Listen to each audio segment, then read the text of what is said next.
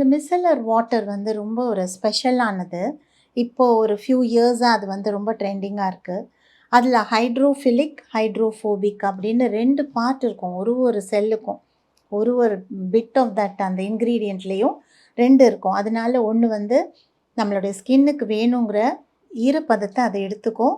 And நம்ம ஸ்கின்னுக்கு வேண்டான்ற அழுக்குகள நீக்கிடும். அதனால ஹைட்ரோஃபிலிக், ஹைட்ரோஃபோபிக் அப்படின்னு 2ம் அது ஒரே இதில இருக்கிறதுனால, அது வந்து ஸ்கின்னோட பிஹெச்ச நல்லா மெயின்டெயின் பண்ணும். நம்ம ஸ்கின் பிஹெச் வந்து 4.5 to 5.5க்குள்ள இருக்கணும். அது மாதிரி இல்லாம, இப்ப இந்த மாதிரி ரொம்ப ஆயிலி ஸ்கின் பீப்பிள்க்கு ரொம்ப அதிகமா வந்து எண்ணெய் சுரக்கும். அதனால அசிடிக்கா இருக்கும் அவங்களோட ஸ்கின்.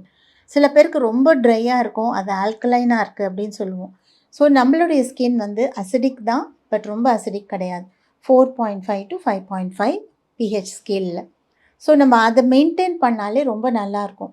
எப்படி மெயின்டெயின் பண்ணணும்? இந்த மாதிரி நம்மளுடைய ஸ்கின் டைப் என்ன அப்படின்னு தெரிஞ்சுட்டு, அதுக்கப்புறம் வேணுன்ற ப்ராடக்ட்ட யூஸ் பண்ணும்பொழுது, ரொம்ப நல்ல ஒரு சேஞ்ச பார்க்க முடியும்.